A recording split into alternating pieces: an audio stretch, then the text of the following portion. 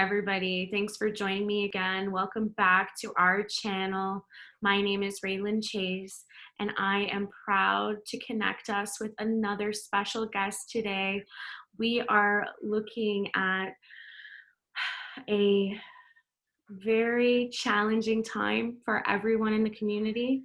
And like our last guest, Linda, we have a personal support worker who is in our presence.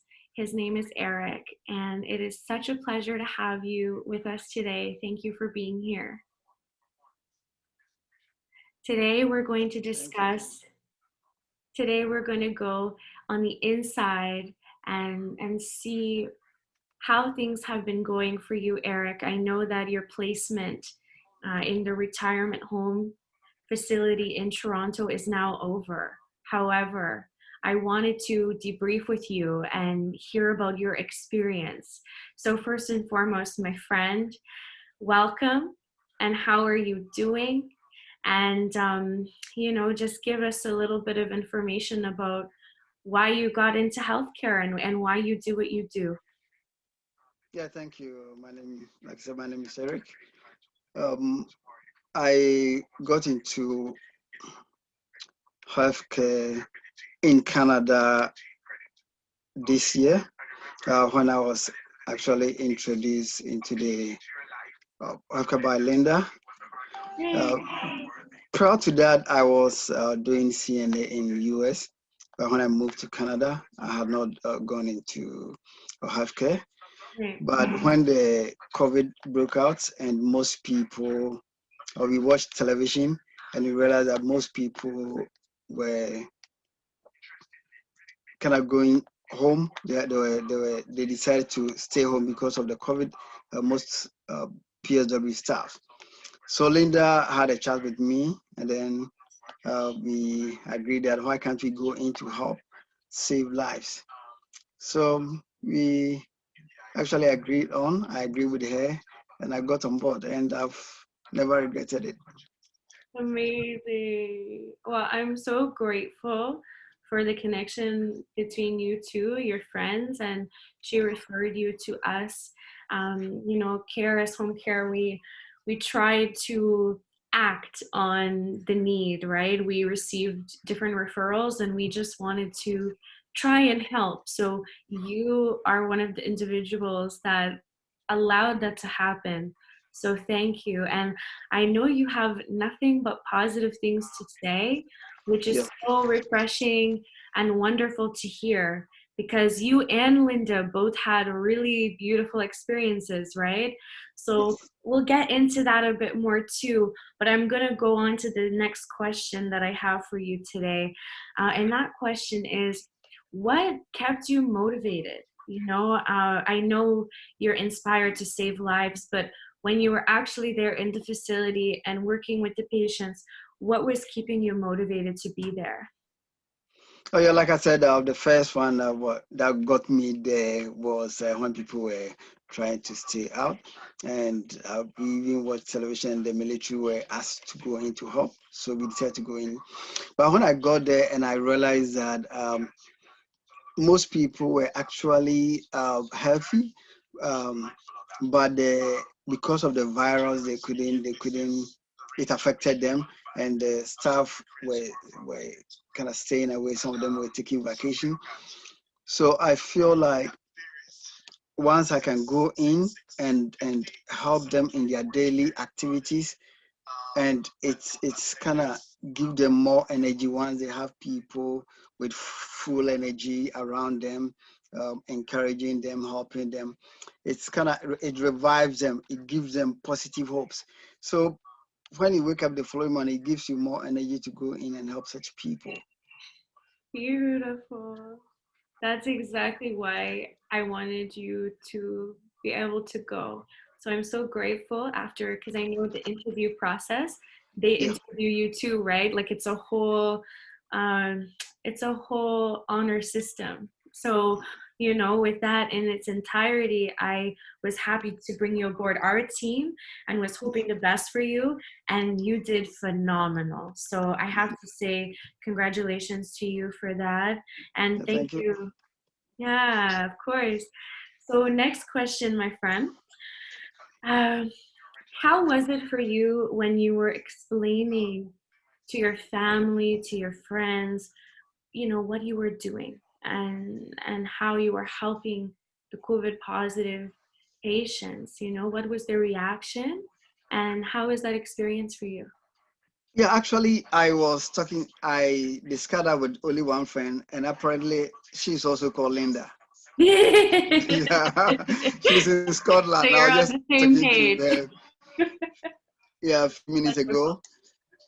And when Wonderful. I spoke to her, she was like, the first answer was negative because she also have another friend in UK. Two of them, one of them had the COVID and died, and the Oh, one was on ventilator. So she oh, was, I mentioned that. Oh, I'm yeah. so So her first response was, Eric, no, you can't do that. You don't have to go in. So we chat a bit and ended the conversation, but with the motivation from Linda in here with me, uh, because the other Linda was in Scotland. So the one closer was able to encourage me, give me motivation. And then she had been in for a month, yeah. and she gave me the assurance that once you take good care of yourself, take the necessary precautions, you'll be safe. And that's exactly what we did. And thank God we are safe. Thank God we're all safe. Absolutely. And I have to say, um, it's hard in your field just to provide outstanding care. First of all, to have that rapport with your clients. I Yeah. know that you actually had connected with a ton of patients, right? And they were teaching you about their language. So Yeah. tell me a bit about that and how your day to day was there when you were going into the facility. Yeah, basically the first facility that I was working with is a Chinese facility. And I most people that worked there were Chinese. Right. And between us, when they are talking to me, they speak English, but when they are talking among themselves, they speak Mandarin, Yes, Mandarin. Chinese. Yeah. Yeah. So gradually, I started working because there are some basic things, few vocabs that can be used with the patients. So I started learning few of them. And Wow. the clients were excited when they hear me speak Chinese to them, like the basic ones. And they get excited because they were not expecting me to speak Chinese to them. So when I speak few Chinese words, they were so happy and excited, and Oh, it was good. So I started keeping notes about few lines that wow. was able to help me communicate with them, and it was great. That is so cool. See, it takes that energy and that passion to have that experience, it really says a lot about you. So thank you for going above and beyond. I Yeah, know you're it welcome. made their day and it made a difference in their care, right? It Yeah, changes how they feel. yeah, it was You really good, and but at the end of the day, it was hard. Like I think I told you, one of them was so close to me when I was leaving. She was even crying, and Oh, yeah, I know, I do remember you mentioning that. And yeah, it's not easy because you build these connections, you help with recovery and their care plan, and then I know some of the employees from the facility started coming back to work. So it's no reflection on you, you really, really helped to keep the facility running, right? And to keep everything moving. So it's gracious for you to have an understanding and to be okay to leave. It's not easy, right? yeah. I wanted you to share with me maybe a story you have, or it can be something between you and a patient. It could be something that you learned along the way. Share with me anything that comes to mind. Uh, Come again. The in terms of like a story that you have with a client there. Maybe something funny happened, or you know, when you were in the facility, you Oh, learned okay. new procedures, like for PPE, right? How to put on your gear and how to prepare. Yeah. There's this lady, actually don't remember the exact name, but because we all called her I love you. Um, because when she sees you, she said, she calls everybody I love you. So all the staff, everybody called her I love you. Oh, And yeah, and she's like always, she wants to be closer to you.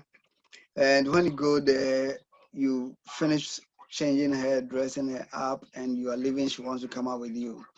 And there was one time I went in there with we have the gun at the entrance of the room. And after when you go, before you enter the room, you have to put on all your PPEs, including the gown. And when I finished dressing her up and I was coming out, I took it out. And she, she didn't want to agree with me. Why? Because she was also coming out with me in a wheelchair. And she didn't understand why I should take out the gown because she didn't understand. She feel I should still keep the gown on.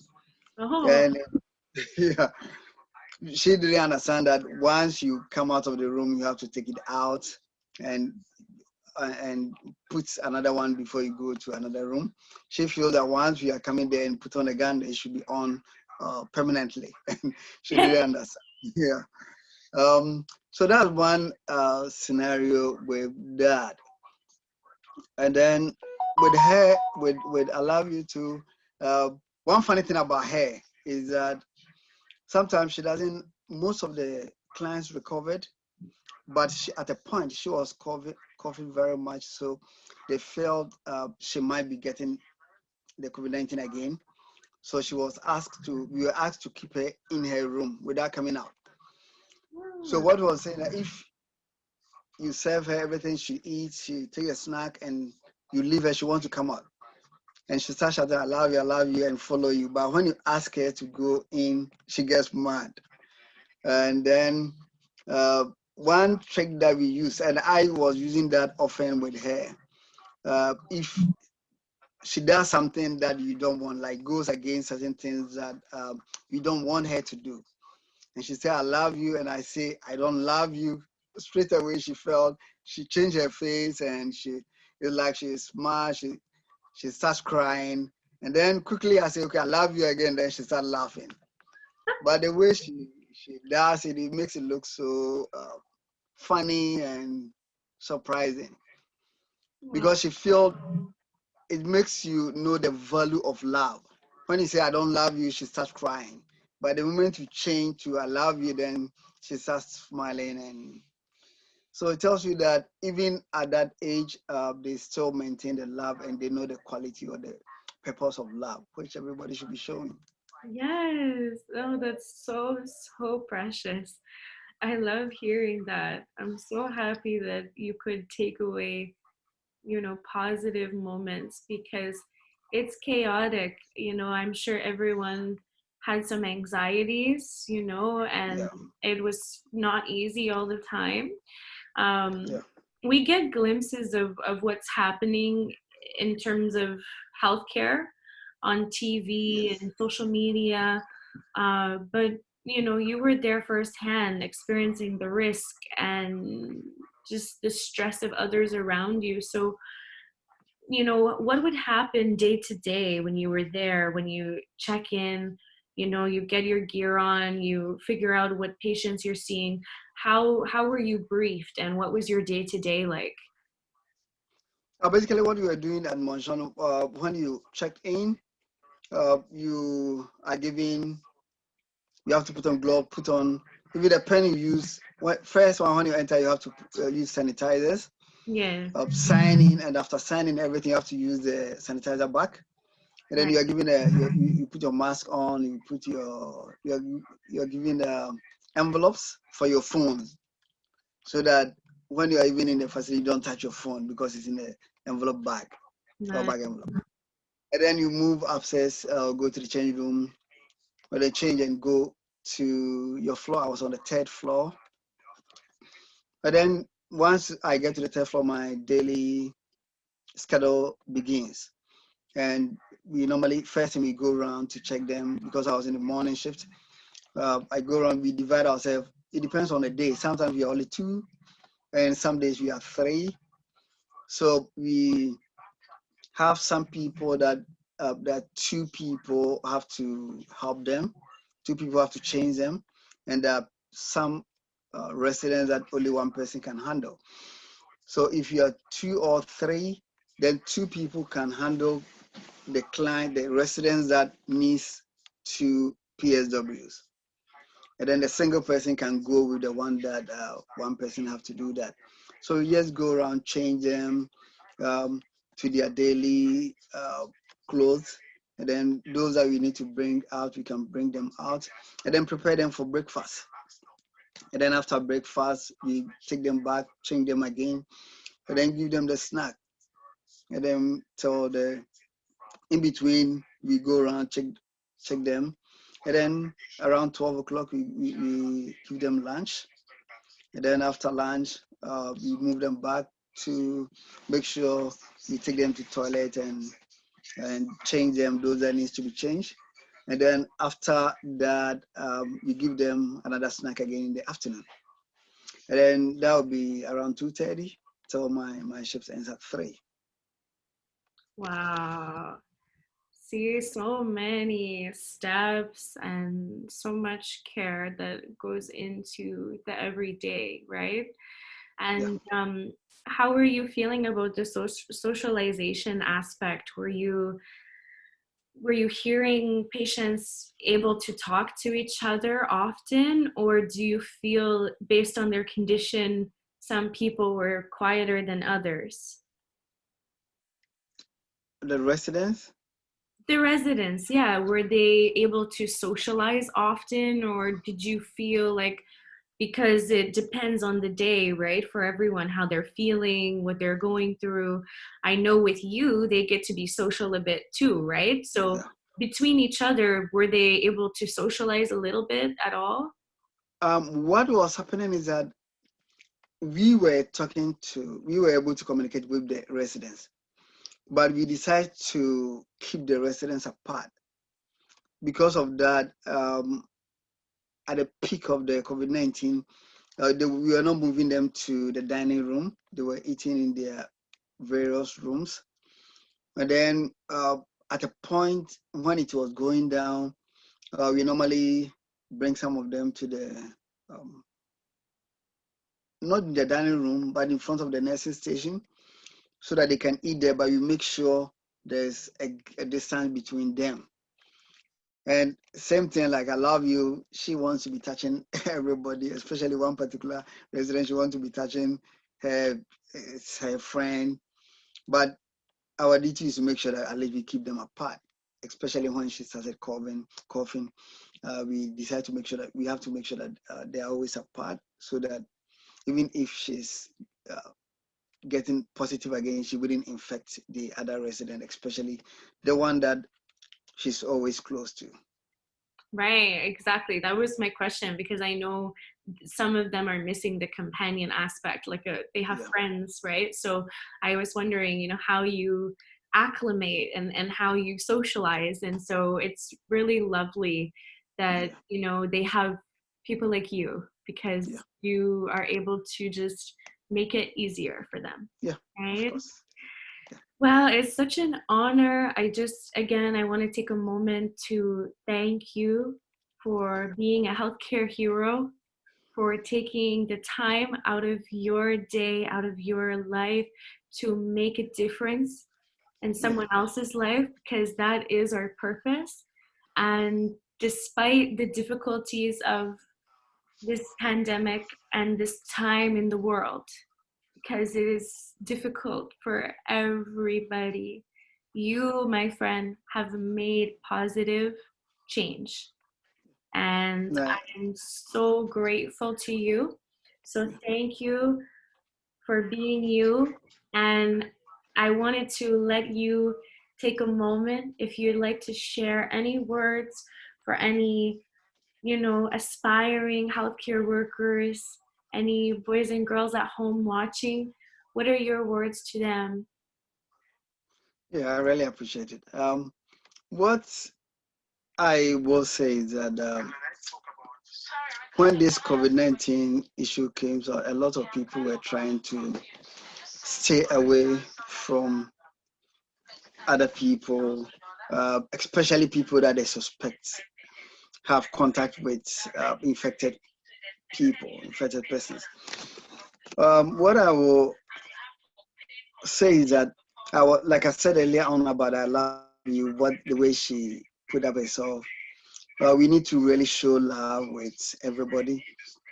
Some people may be positive, but once some of us went in there, get closer to them, show them the love, it was they got motivated, and that was able to save the lives of a number of people.